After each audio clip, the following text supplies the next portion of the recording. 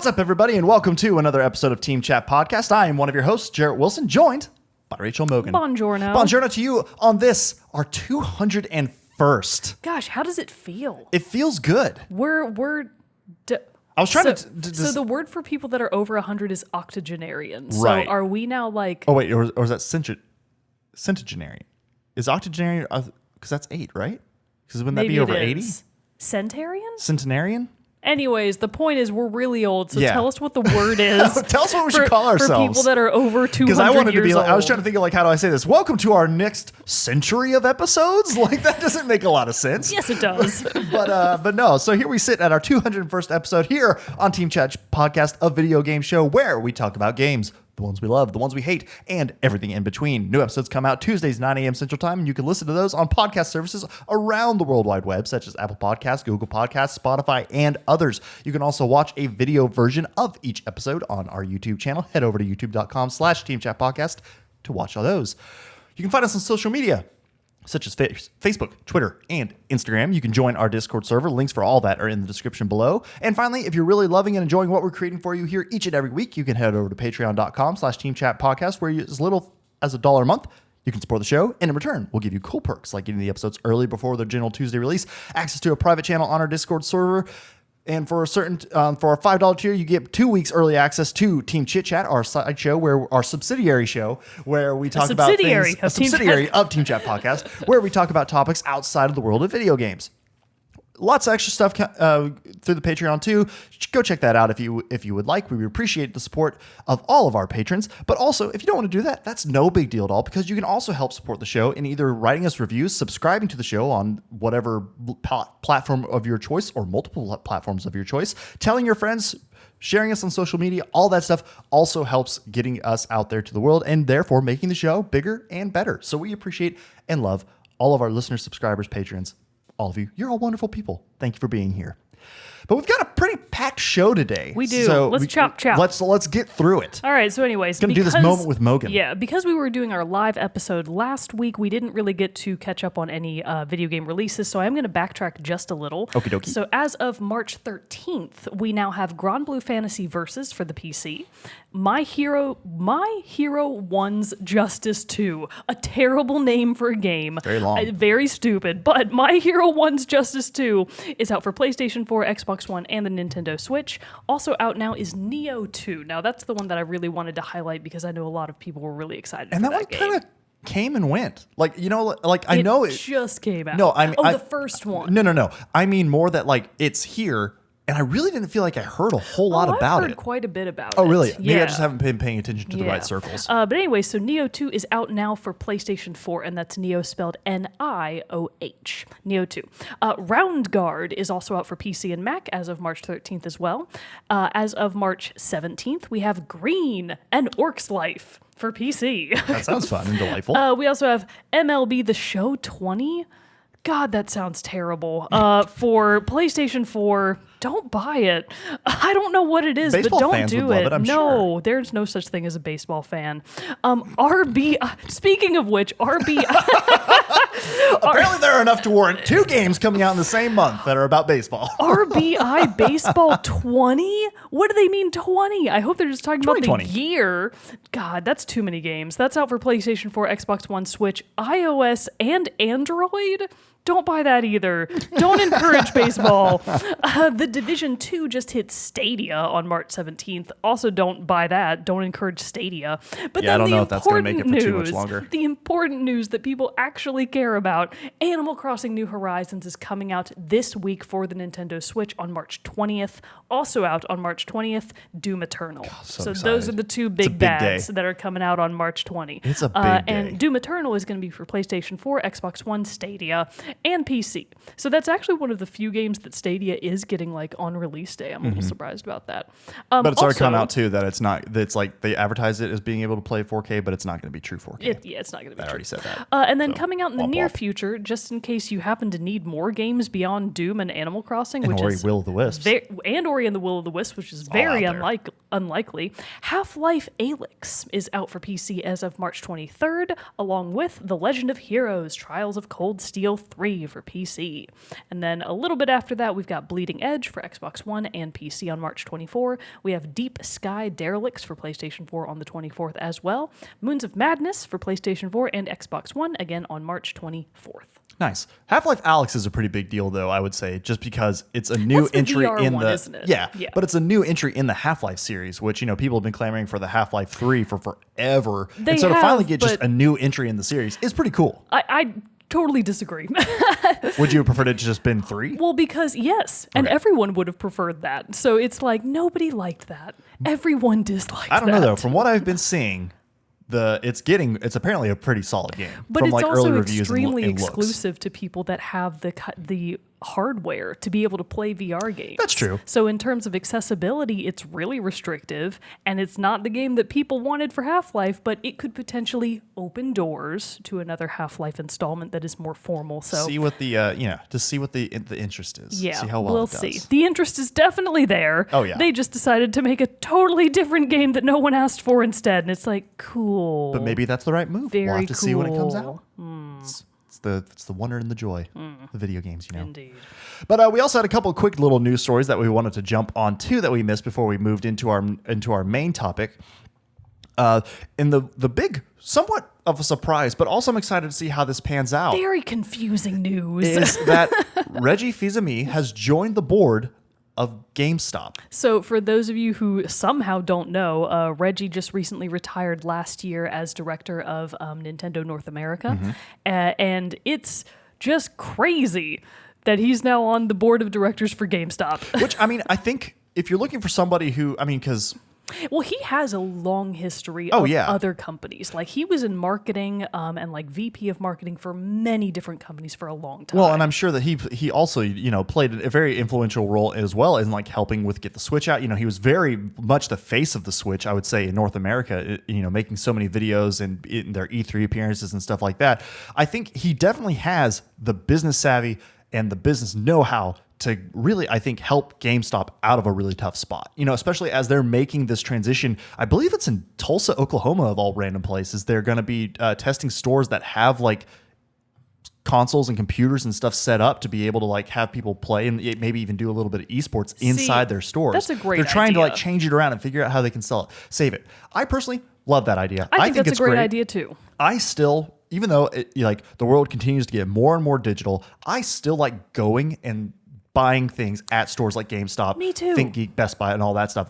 It's great. I love being able to go in those stores, look at all the different merch that they have because now they're selling a whole lot of like I go get some of my video game Star Wars characters, action figures from those stores and everything too. So it's great to go in there and see them. So yes, I would love it if they're able to figure out a way to keep them around for a little bit longer. And I think that hiring Reggie to help do that is very smart. Probably move. a great idea. We'll see how it plays out.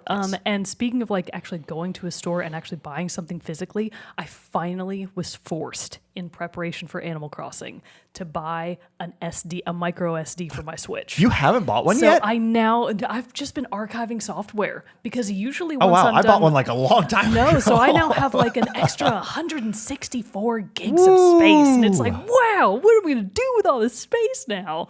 I've been holding off for so long and I was like, I'm finally going to do it. I'm going to buy one. Nice. That's pretty fun. So it's I fun am when you now- suddenly have like all this unlimited storage Yeah. capabilities. I guess and it's still then- limited, but So I really hope that it's still on sale when this episode comes out. It's only going to be a few days different, so fingers crossed. Child of Light is currently on sale on the Nintendo eShop for $5.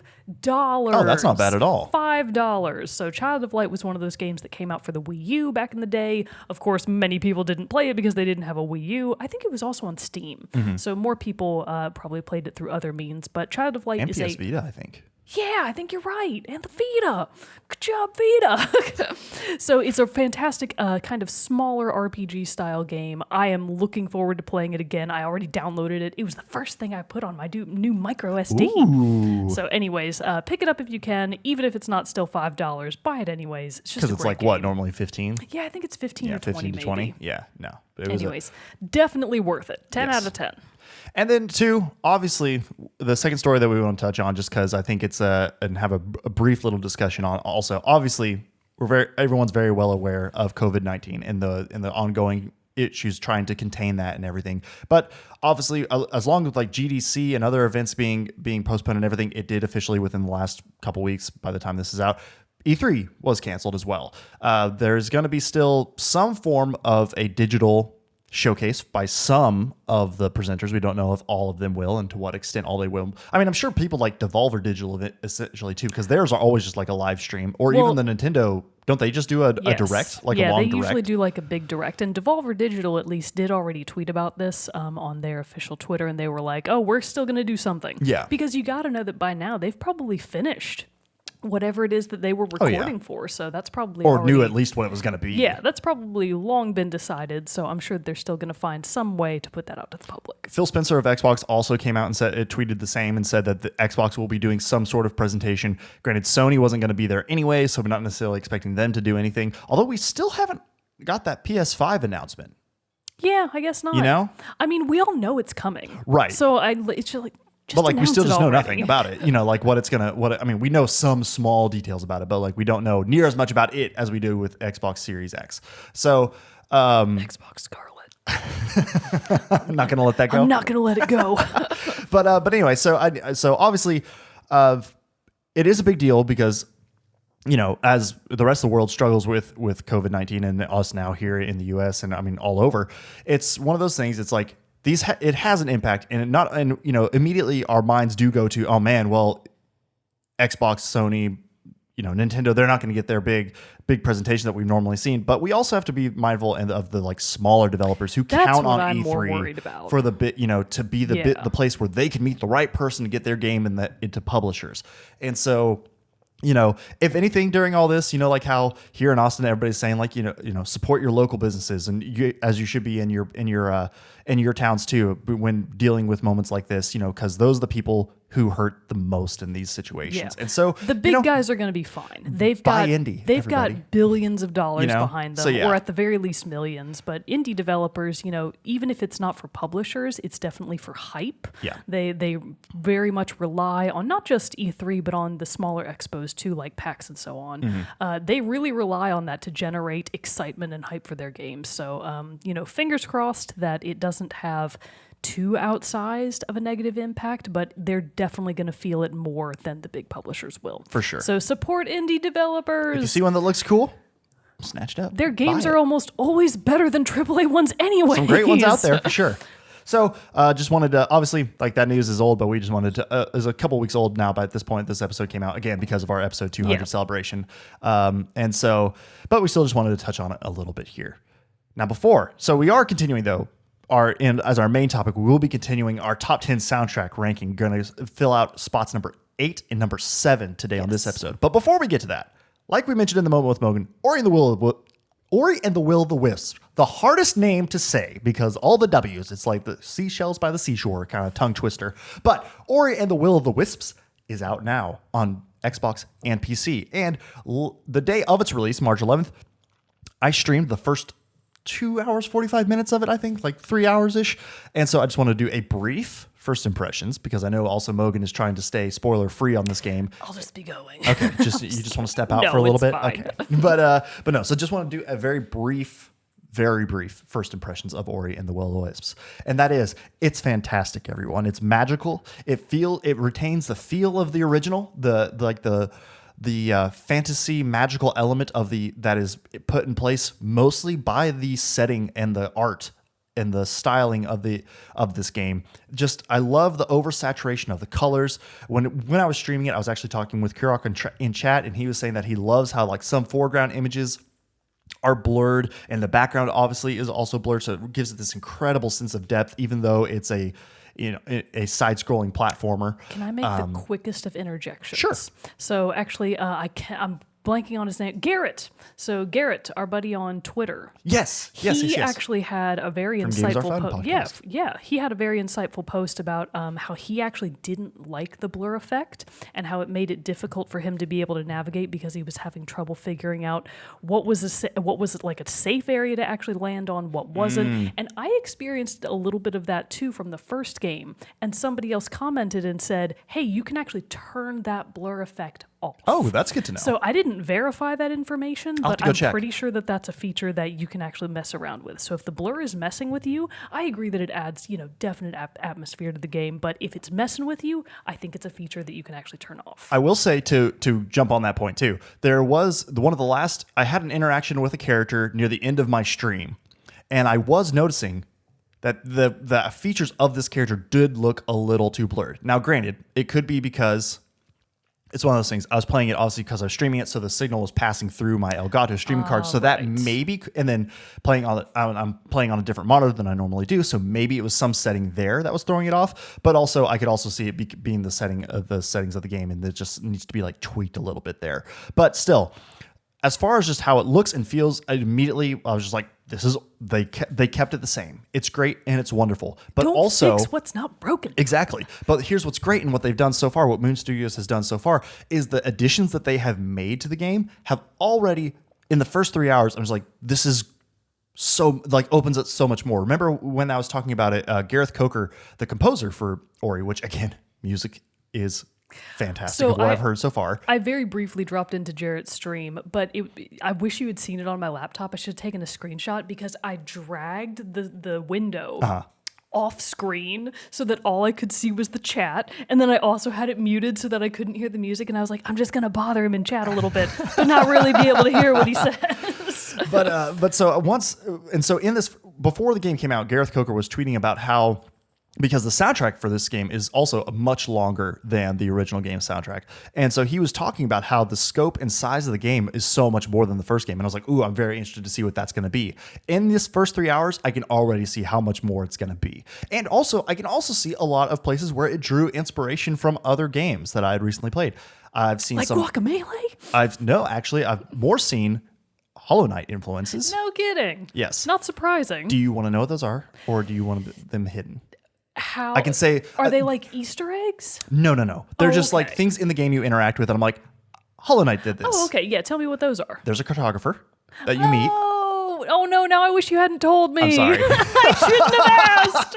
I should have gone with the other one, which is it does have a similar system of charms where you find these spirit shards, and you can only select at the very beginning. You only have 3 slots. I don't know if you unlock more yet. I'm sure you probably do, and you can upgrade said abilities and stuff like that. Other than how in Ori and the Blind Forest, where it was just the 3 skill trees, and you upgraded those, and you purchased those as you went through the game. Yeah, with like ability points that you would get by defeating enemies and actually finding like ability cells. Right. So that's what's great so far about this, and I would say the biggest change that I've noticed so far. There are these other random characters that you interact with and you can talk with, and you can upgrade abilities. You can have like an inventory of things you collect. There are main quests, side quests. There's so much more to this game, and it being so much more expansive. So that is pretty much all I want to say, because I want to give us plenty of time to talk about our soundtracks in this episode. But it is by far meeting my expectations for what I was wanting to get out of Ori and the Will of the Wisps, and I have no doubt by the time I finish this game will exceed them by far. I'm going to hold off just barely because Animal Crossing is about to come out. But I've never in my life had greater FOMO about an Xbox game. So like you could absolutely argue that the Xbox exclusivity is working in their favor, because I've literally been like, I could probably buy a used Xbox One and just buy Ori. Yeah. And I've been like, man, I could play it now if I would just get a used Xbox, but I'm going to hold off as long as I can and then borrow yours from you as soon as you're done. I'm serious though. Like you can make 3 saves of a game. So like anytime you want to, like after we're done recording, if you want to start a new game or something like that, feel free. You just go to the mall, leave me alone. I'm gonna sit in your house alone with your dogs and play Ori. They would love that. They would love that. But yeah, so it's been an incredible game so far. I'm super excited to play more of it. But yeah, it's been a great trip so far. But before you getting a quick little shot of the pups? Just taking a little pup producer pic. Oh, intern. Where's the other one? They're both kind of like sleeping. They just know this is such a well-oiled machine at this point that they just know they can nap during the recordings. They don't have to keep track of levels or anything like that. Oh my God, I never hit record. Just kidding. Everybody. Oh God, that would suck. No, I was just playing with the joke. They slacked off and we slacked off. No, but no, Man, everything's good. Everything's great. We've only had that Don't happen say to it. us a handful of times. Why would you say that to Oh me my right God. now? Why would you say that? Hasn't it happened We're like in the twice? middle of the episode right Yeah. now. Why would you say that to me? God, like I still have nightmares about that. I do too. And then, well, like we talked about in our celebration episode, that the one episode it did happen on was our Stardew Valley episode, and that's like one of our most viewed episodes. So maybe we shouldn't care, but still, no. Well, knock on all the wood. Didn't we have to don't want that to happen. re-record one episode? Oh Like yeah, we've had twice? to do that a couple times. Yeah, That's true. Where we just straight up lost everything and And it it wasn't was like the salvageable. same one both times. Yeah. Which episode was that? It was a while back because I knew It was on a the long Zach. time ago. It was a long time Oh, ago. we were so sick of it by the time we finally were done. Because it was one that was like, it was one of those where none of us knew what the other was going to say. It was a list episode, I'm pretty sure. And so we were like, well, we got to redo it, but now none of our reactions are going to be genuine. Yeah, it none was of this stuff's very going to be, unfortunate. yeah, it was very unfortunate. But let's move on now. Talk Ready. about some tunes. So, episode 199 is when we started our list of our each individual top 10 soundtracks of all time, which if you listen to that episode, you will know that has been a struggle to rank soundtracks. Still a struggle? Still a struggle. Harder than top 10 games. so much harder. But as a quick refresher, your number 10 and your number 9. What was that? what the fuck was that? Was it like a beep? Oh, I bet we got a delivery. Oh. Sam was supposed to get I think it was probably them scanning the thing. Oh God, I was about to say, I was what like, the shit? I know, I just heard like was a beep. that was weird. But so your number 10, I believe it was Final Fantasy VIII. yes, and your number 9. I think I said it was I was still unclear on it, and I honestly can't remember if I said that it was Halo 3 ODST or The Legend of Dragoon. Or was it another one? I think ODST was your... Crap, I don't remember now either. I should have looked. I think ODST was like your honorable mention, and then you did finally settle on Legend of Dragoon. Yes, I think that's correct. So I've got Final Fantasy VIII and The Legend of Dragoon. And I think I started last time, so you have to start this time. Well, my number 10, and You already did your number 10. I'm just kidding. I'm refreshing people's memories. I'm just giving you trouble. My number 10 was Donkey Kong Country by David Wise, and then my number 9 was Red Dead Redemption 2 soundtrack. Yes. So these actually, I will go ahead and say, both of these soundtracks that hit in my number 8 and my number 7 spots, I've talked about before on the show. And actually, this one in my number 8 was a soundtrack I think I talked about in our very first soundtrack episode. No kidding. Wait, let me see if I can guess. I was going to say, do you want to take a guess? Oh man, I can't remember what you talked about. I will also say this game is the theme of a recurring joke on the show for us. Oh, is it Stronghold? It is Oh my Stronghold God, indeed by yeah. Robert Uvino. So Stronghold, for those of you who don't know, is a castle building simulator game from 2001, I believe, is when It that is came old. out. And it's It is still Stronghold. a treasure. And I will say this too. I know I've talked about I needing to figure out the best way to stream it. I thought I could stream it and play it on my computer as is. I tried it the other day. It doesn't look like it's going to work. Why not? It just like I couldn't get the capture stuff going right. Okay. I think though, if I can do it without my laptop overheating, I can play it on my laptop and then be able to stream it and then like plug that into my computer and get around it. So I still need to work around that because I do really want to play this game on stream for everybody because it's so fun and it's one that I've enjoyed for many, many, many years. But one of the big reasons why I've enjoyed this game, other than its medieval setting and getting to play around and building a castle, building your armies to defend from assault and attacking and besieging other castles, it's a great time. But one of the things about it that I've always loved the most is the soundtrack because it is one that gets totally stuck in your head. I can perfectly like whistle along and hum the melodies as they play when I listen to the soundtrack. It's still one. It's not a very long soundtrack, but it's still one that I listen to and play the whole thing through. And it could end and I could restart it again immediately and have no qualms about it. And so why I love it though is because all the tracks are just have that quintessential like tavern medieval feel. A lot of loots in there. A lot of loots. Well, there's even a song called Two Mandolins, which is one that I'll be playing on this. And because it just has such a cheerful yet simplistic sound. And I love it so much because it also then, not only do I love listening to the music, it also though still every time I hear certain parts or certain themes come on, I immediately am reminded of all of your unit voice lines. Like when you click on an archer and tell it to go somewhere like way across the map, and it's like, oh, that way. Or when your scribe comes on and he says, a malady has struck in our cows, my lord. Oh my God, the scribe. What a hero. You know, all that stuff happens. And all these things, and it's just literally as the music is playing, I can visualize parts of the game in my head. And I think that's one of the great things about it. So one of the tracks that I did want to highlight, like I said, is called Two Mandolins. And it's kind of what I would call the main theme of Stronghold. And it just it's so catchy, upbeat, delightful. I love it so much. So let me find this. Boom. Here we go. And then, so we're going to play a little bit of Two Mandolins. I'm going to start that over. Just so peaceful. Fender looks excited. He loves it. See, can't you just imagine this playing in the background as you're like slowly working to gather resources, build, set up some fields so you can grow wheat to make bread for your peasants that live in your castle, and then, maybe you got your blacksmiths returning from the quarry with some iron to build you some spears, maybe some swords, plate armor.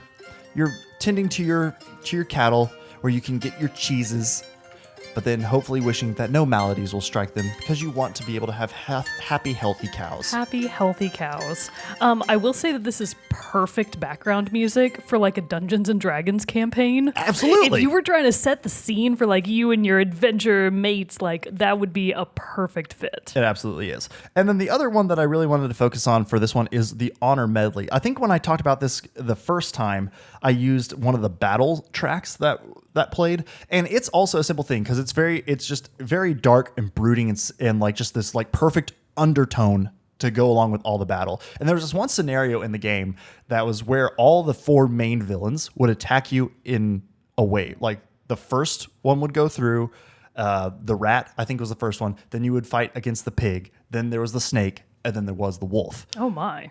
And you would basically, and they didn't attack all at once. It was just the first one, they attacked in sequence. But it was very much just like this, it was a very difficult scenario. I've actually never beaten it. I would get to like the wolf and be just done. And there was no Jerrett. way. Because the wolf attacks you with like metal, like plated swordsmen, armored swordsmen, and they're like the hardest things to kill. And he attacks you with so many. And at this point, your resources and everything are just super depleted. So it's a very, very, very difficult part. And I still haven't never beat it. Maybe that will be my goal for the stream. It's that war of attrition, man. You got to conserve those resources. It's hard too.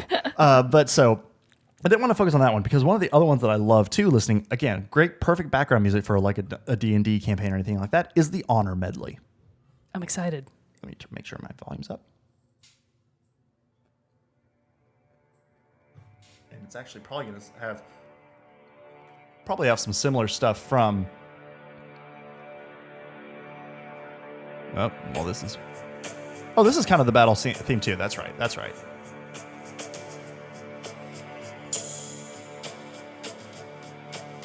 Because the one I featured before was called Dark Times.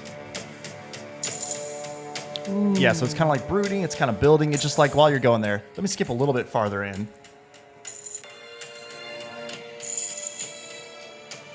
So again, it just is like really like building that suspense in the tense parts.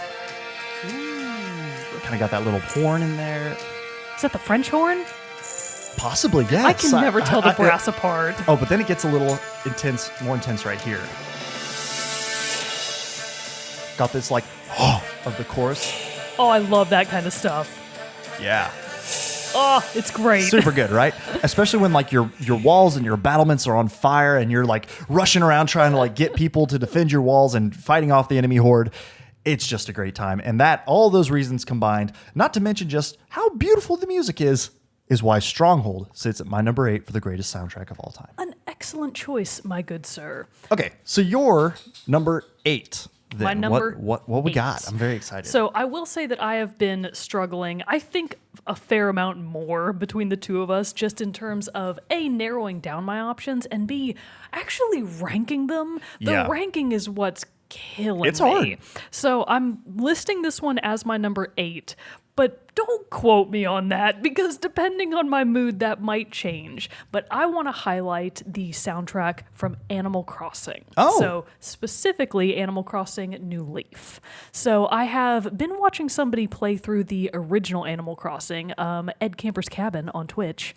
Anyways, and the original Animal Crossing is, of course, from the GameCube era. It's a little bit, low poly. It's the first version of the game, but it still has a lot of tracks that you can see the threads and the themes from in the newer Animal Crossing games. But New Leaf, I feel, is where the series really took its turn into the future of Animal Crossing, where it really started to get that extra layer of polish, really expanded on some of the elements in a really great way.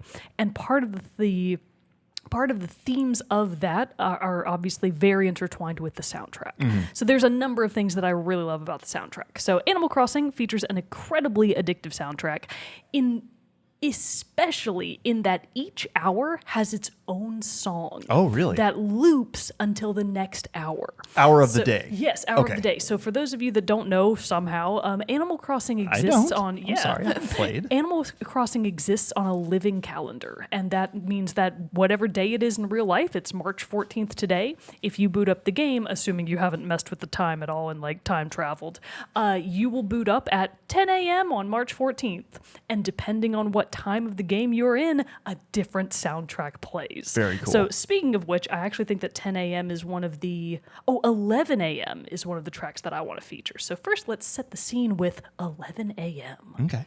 And I picked this track specifically because... Dog. Birdie moans and grunts every time she Happens to lays Betsy. down. It's just her getting comfortable. I picked this track specifically because I feel like Animal Crossing is a game that I either play early in the morning or late at night. And those tend to be the two times that I play it the most. I'm never really in the game in the middle of the day. Yeah. So these are the tracks that I have the most connection to because I hear them all the time. So this is 11 a.m. Okay.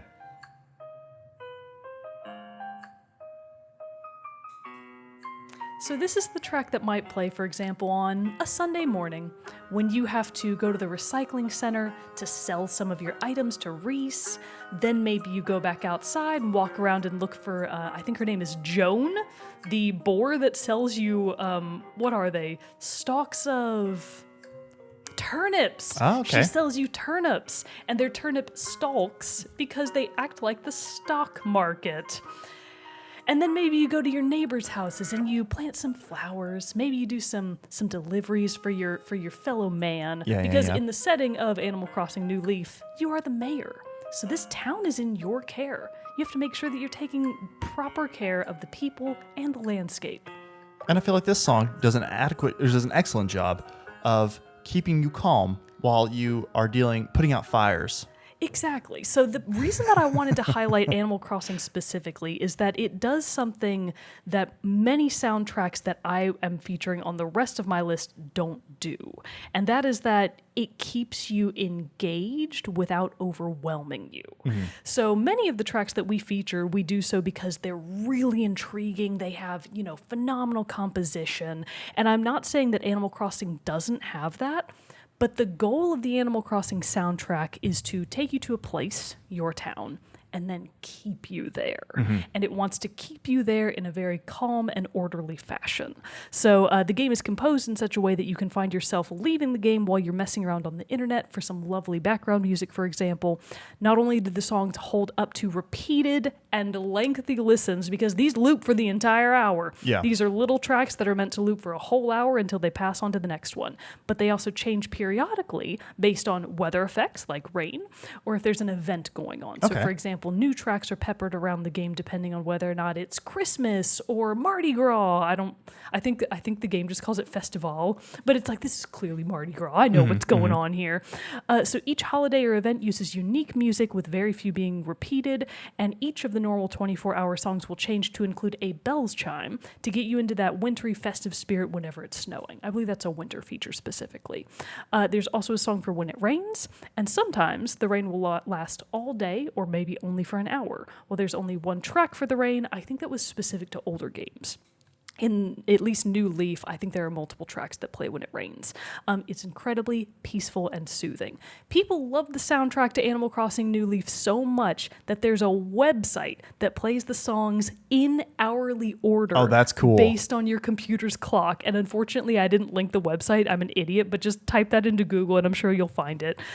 So sometimes you can even have that tab open for hours without realizing it. And the next track I want to feature that kind of puts you into the particular mood that Animal Crossing frequently hits is 1 a.m. Rain. Ooh, 1 a.m. Rain. I feel like you could play that at 1 a.m. Specifically. And it would be very peaceful. Maybe put you to sleep.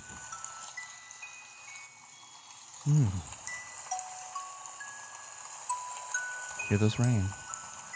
Hear them drip drops. Drippity dropping. By this time of night, most of the villagers have gone to bed. Sounds like a nighttime melody. Indeed.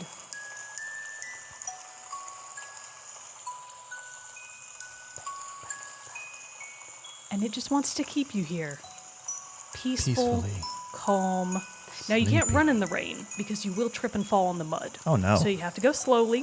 You don't technically need an umbrella, but you look ridiculous if you don't have one. So you got to equip your umbrella. Maybe you go down to the beach at night for a little night mosey along the sands. Maybe catch some night fish. There are special fish that come out at night. Ooh. And then maybe you go back to your house, change out of your rain boots, which I know you put Your on. muddy clothes if you did run anyway. Exactly. And slipped and fell. And that's Animal Crossing. So the soundtrack is just the kind of thing that you can listen to over and over and over again, exactly as it's meant to, and not get tired of it. And the tunes are, digestible in such a way that you do kind of loop them in your own head, just kind of thinking about them. You can hum or whistle them, but they're not the kinds of things that you have to remember a lengthy track to or know any of the lyrics to. It's just, more minimalistic music that is meant to just put you in a very specific mind frame and just let you stay there for as long as you want. Animal Crossing just wants to let you live how you want. Very And you nice. can come and go as you please and always have a good time. Well, I think that's a really good testament too to the game and to the quality of the soundtrack. That even though there's small loops that play for an hour, that you aren't annoyed by them at the end of that hour. I've never been annoyed at a soundtrack from Animal Crossing New Leaf. Not once. That's ridiculous. I've never even heard of such a thing. So yeah, Animal Crossing is one of the games that I am obviously the most excited about this year, with Animal Crossing New Horizons just about to come out. And I'm really excited to hear some of the new tracks. I hope that they've mixed it up a little bit, but maybe kept some of the themes from the previous games. So I'm really excited about that for sure. And I really hope that it follows the same format of being a new song every hour. That would be really cool if they kept that up. That'd be really cool. And I'm excited for the new rain tracks. Oh boy. Those 1 a.m. tracks. Those sweet 1 a.m. rain tracks for 2020. You know what I'm saying? So my number's 7 at this point. Any guesses as to what it might be? It's kind of I think, one that you will be surprised by, that it's this early in the list. That it's this. Sorry, the dogs are being really cute behind They're me, so I had always to really take a cute cute. little picture of them. Number 7, and that's that early. Ori and the Blind Forest. No. Damn it! I thought for sure I had it. Okay, so it's definitely a game that I would be able to guess. Yes, because it's one I've talked about a lot. How about Horizon Zero Dawn? No. Dang it. This game coming in at my number 7 in my top 10 soundtracks of all time Halo. is The Last of Us. Oh man, I should have guessed it. I'm a fool. So, Now, as you know, I won't say that The Last of Us is a game that I've heard you talk about much specifically because of the soundtrack. Maybe a handful of times. Yes. But it's not one that you bring up every time we talk about soundtracks. right, because it does have a very great soundtrack. And I think, again, this is one that also is, because it's a very, I don't want to use the term simplistic, because it's not simplistic. It's simplistic in the fact that it's minimal is a better word to describe it, because it is predominantly low, percussion tones, but mostly like a single guitar being strummed or plucked and stuff like that to create these truly emotional themes and ones that really just kind of like set with you. And it really sets a very strong feeling of being alone, of being, in this world that is uncertain and that no one knows. I mean, especially like if you're looking at it from the perspective of Ellie as she's moving throughout this journey with Joel across the country and everything. And it just really captures just the emotion of both characters. It is the perfect underscore for several moments of the game. I mean, of all moments of the game, really. But it just is one that it's just so artfully crafted, I think, and just in its minimalistic style of music that I think it really speaks to me so well. So obviously, like but one of the tracks though that is a little bit more upbeat and a little bit more, or not even upbeat, but a little more aggressive, I would say, and it's one that I do believe I've played more on the show. It's called Smugglers. And it is one where you're having to fight with an enemy group and everything. And it's just a very, again, minimalist like tone, but it captures the frenetic moment and the urgency of this fight. And it's literally as soon as you hit play. So you got that guitar, got that beat, but it just like really. So this is a fight scene? Yeah. Huh. If I remember correctly, you're actually like Ellie was just kidnapped by a group of smugglers and you're chasing them on horseback through the woods of Wyoming. You know what's funny? When you started playing this, I was thinking that it reminded me of like being on a boat in a swamp. Oh yeah, I can see that too. I'll call this Boat Swamp Track 1. But again, see, it just like has these. But again, there's not much there. It's like the one guitar and that one little boom, boom. There. I do like that the kind of flat and discordant strumming at certain parts does add to that sense of, urgency, because no track features that many flats without something being wrong. Exactly. And so it's just a very, again, it's very just kind of low key, and it's not overbearing, and it's not just like it's not like Doom where it's just like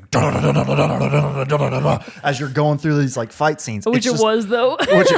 Which in Doom, yes, it really is that. But it's just it's the difference, and I think the difference of the tone that The Last of Us wanted to set, and I think that the music so perfectly captures and helps create that sense and that tone of the game. Who's the composer again for The Last of Us? Gustavo Santaella. Yes, there we go. Who actually. Yeah, all I had to do was look up there. Right there. What a fool I am. He's also did the music for the Left Behind DLC for The Last of Us. He's doing the music for The Last of Us Part 2. And, oh man, we haven't talked about this. Yeah, I wondered if you were going to bring it up. Another bit of news that if you saw my reaction video to, you would know, and I mean, it's big news. It's been out there that The Last of Us TV show is coming to HBO. Gustavo's also going to be doing the music for it as well. So That's the same exciting. feels and like emotion that he can bring to the music are going to be there in the show as well. Another reason why I'm so excited for the show and how it's going to be great. Which also, they announced another update on that the production of the show will not start until The Last of Us Part 2 is released. Are they going to start in Austin? That's where I don't know, but that'd be really cool if they did, because that's where the game starts. Yeah, Yeah. so that'd be really cool if the show did too. So I don't know, we'll see. But the other one that I really wanted to, hi Sam. The other song that I wanted to highlight, and again, it's one I believe I've highlighted before. Oh man, actually no, there's a couple here that I could do. Oh no, decisions. I will say, okay, The Path is another great song, and one that is kind of more hopeful in its tone. But I do think really the one that I do have to highlight, because it is just really an iconic theme, is just this track, The Last of Us. Because it's like the main motif that you think of when you hear the music and you think of The Last of Us music. So I do have to just play that. I'm ready.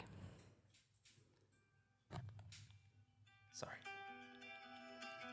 Again, simple strumming with that light string in the background.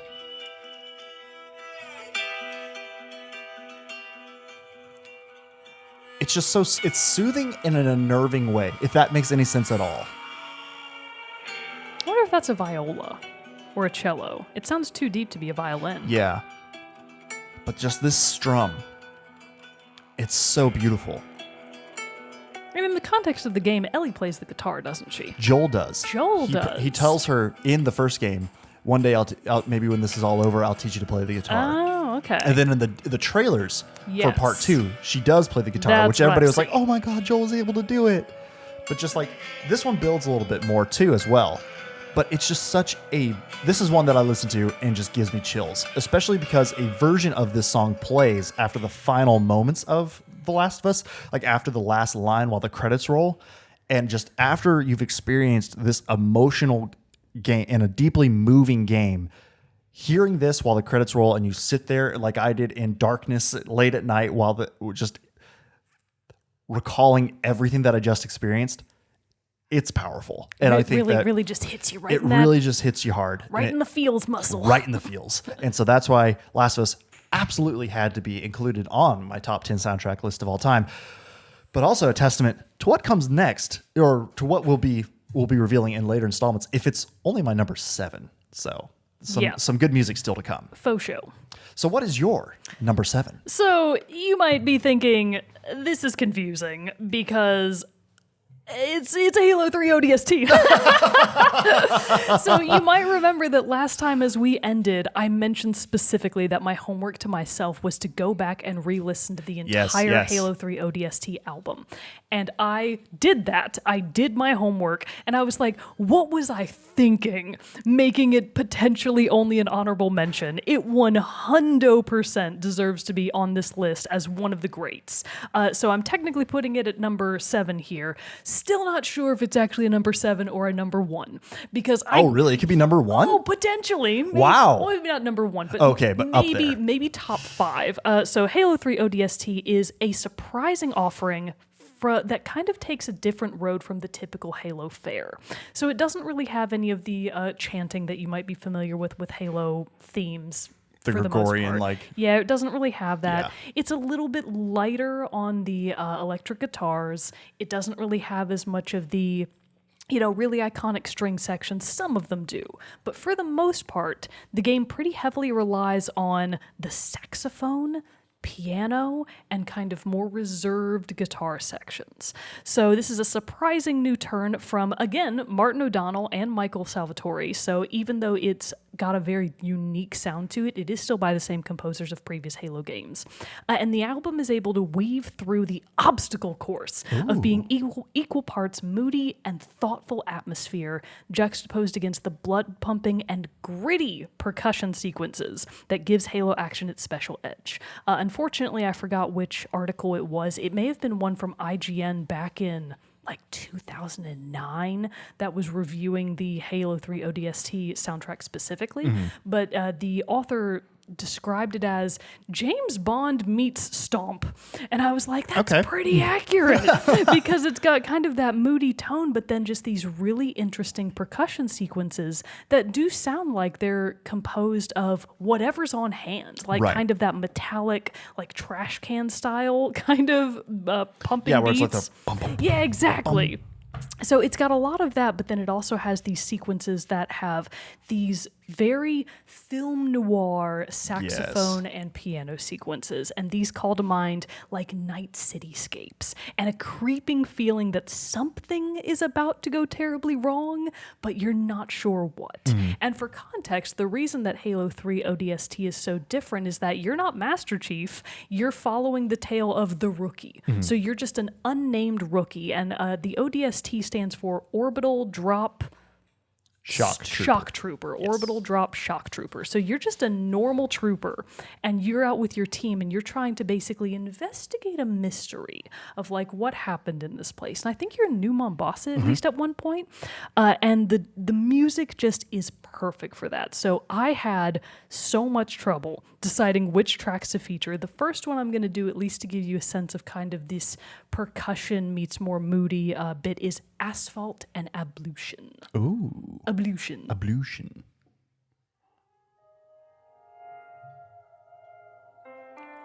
See, this simple piano like this honestly reminds me of something that you might hear out of Breath of the Wild, or like a Zelda game. Interesting. I don't think I completely agree with that, but I like where your head's at. Like maybe kind of like while you're exploring around a shrine or something like that. Yeah, actually maybe. I think it's a little too complex to fit into Breath of the Wild specifically. That's true. Especially as these strings kick in, for example. Right, but when it was just that like simple piano at the beginning, that's more what I was thinking. That's much more along these lines. And kind of this keening note, that Yeah. Like these drawn out, keening notes, they really help make this atmosphere of just sort of the unknown. And it's also got this very sad feeling to it. And also lends to a sci-fi feel as well. Yeah, for sure. And then a little bit later in the track, we're going to skip ahead a little bit. Yeah. Then it takes this turn. So good. Into this insane percussion part. Oh my god, it's so good. That's and so this is good. in the same track. This is the Nice. same track. What's the other one that I was talking about? Oh, that's so good.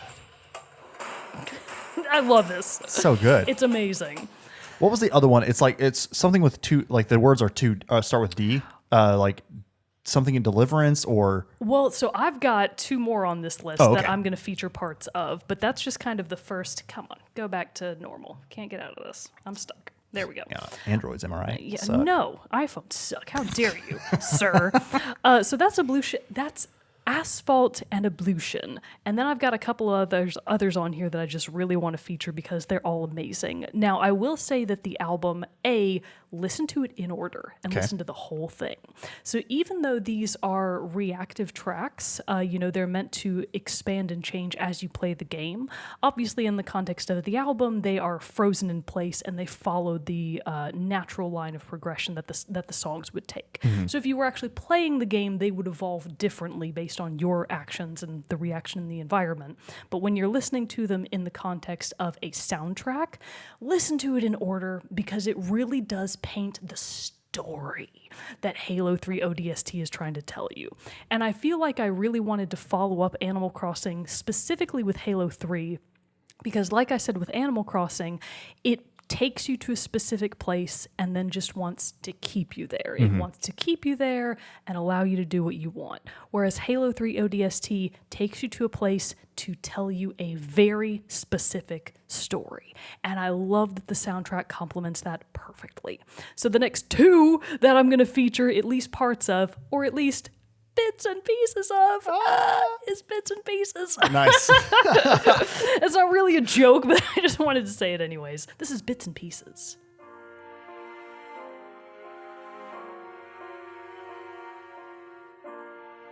So that string backing in that one is very reminiscent of other Halos.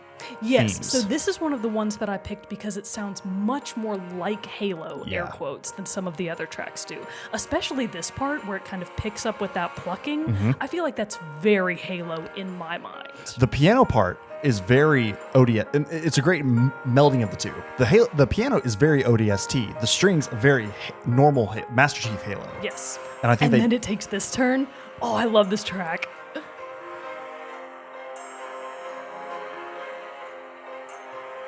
Also, good use of the triangle. Yeah. The triangle never gets any love. This also, I mean, I guess it was Michael Salvatore. Yeah, it was Michael Salvatore as well. This track also seems fairly reminiscent to Destiny's music. Yeah, I agree. This does sound pretty Destiny. And it's definitely got more of that kind of spacey sci-fi backing to it. Oh, that one's great. That's bits and pieces. That's great. And then because I just could not, again, so I was listening to this on my way here today, and I just kept going, which of the thousands of good tracks from this? Because even within certain tracks, the music takes such different turns and directions that you get something new at every minute, it feels like. And I really want to highlight that with Special Delivery, which I think is the one that you were trying to name. No, it's like Deliverance and something. Oh, okay, maybe not. But Special Delivery. So this is kind of where it gets really interesting. I think this is one of the parts. Oh, that's nice. I wanted to highlight this one because it's a little bit more action-y. And more techno sounding. And more techno, exactly. This is much more of one of the, fast-paced sequences of the game. Yep. And this is one of the tracks that has that, the electric guitar. Yeah.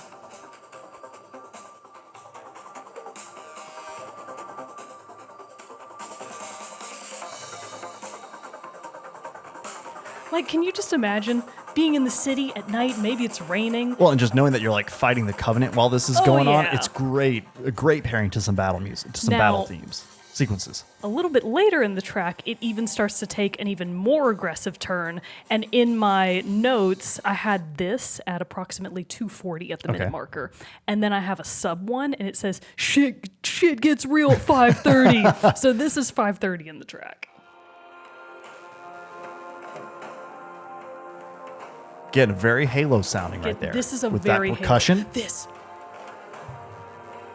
Oh, you hear those strings building? Oh, that string line kills me. I can't handle it. You need to play ODST then, so you can do. see how this all pairs with the game. The thing is, though, you don't even need to have played No, the game you don't. to be able to appreciate this masterpiece. And this is exactly why I was like, what was I thinking? Right. This has to be in the top 10. It feels like it's squeezing my heart. I love it so much. I'm like, ah! Yeah, that's some great stuff I love right there. this track. That's some great stuff. So then, Halo 3 ODST sits in at your number 7. It sits at my number 7, and it could potentially even be higher. As we continue on with this, and you rethink and reassess what other music could possibly be coming. I think I'm probably going to keep it at number 7. It could, I think, be a 6 or a 5. Yeah. But I feel like that's a pretty good spot for it. And yeah, so if you ever thought you would hear me say that I think the music of Halo is better than the music of Animal Crossing, and you're thinking, Mogan would never say that. I mean, you're wrong. It sounds right in my head. The music of Halo is better. I'm going to go home after this and keep listening to the Halo 3 soundtrack because it's just such good stuff. It's engaging and interesting, and yet also keeps you in the mission, in the mindset of the mission. I think I asked you this last week or last episode when we were talking about soundtracks and everything, but have you listened to Halo Reach? The soundtrack for Halo Reach? A little bit. It was kind of on the sidebar while I was listening to the ODST soundtrack, and I only caught a few of the tracks, and I don't really remember them that well because I was only thinking and writing my notes for ODST. So no question mark. Okay, I would then say Winter Contingency and Oni's Sword Base are a couple of great tracks from Halo Reach, and that's tracks 2 and 3. It's another, all the music of Halo is great and very iconic sounding. Halo Reach, I think, is one that doesn't get as much attention and everything, especially because ODST is so good for one of the side games. But Halo Reach definitely deserves some love as well. But so to recap again, my top 10 list at this point so far, 10 through 7 has been filled out. We've got Donkey Kong Country at number 10, Red Dead Redemption 2 at number 9, Stronghold at number 8, and The Last of Us at number 7. And I've got Final Fantasy 8 at number 10, The Legend of Dragoon at number 9, at number 8, Animal Crossing New Leaf, and at number 7, Halo 3 ODST. Very nice.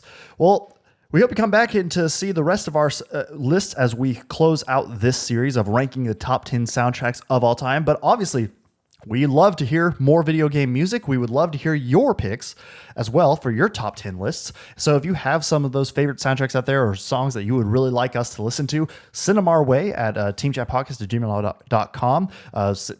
Comment on our social media, send us a message on the Discord, all the different ways, comment in the YouTube, all the different ways you can get a hold of us. We would love to hear some of this great music. We also too, if outside of doing this ranking of this series, we also, as you know, do the soundtrack spotlight at the end of each episode. So, send us, if you have a track that you're just like, I really love this one, could you guys do it for the soundtrack spotlight? We would love to. So send those our way. We would love to feature some music from our community as well.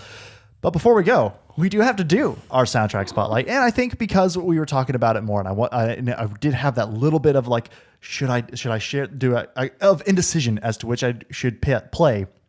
I do want to have for the soundtrack spotlight The Path from the Last of Us soundtrack. Excellent. Because it is another beautiful piece of music from that score, and I think it's an excellent send-off for this episode. So, The Path by Gustavo Santaella from The Last of Us. But that concludes this episode of Team Chat Podcast. Come back next week for the next installment in our ranking of top 10 soundtracks of all time. Until next time, I'm one of your hosts, Jerrett Wilson, joined by Rachel Mogan. Adios. Stick around for the song. We'll see you next week.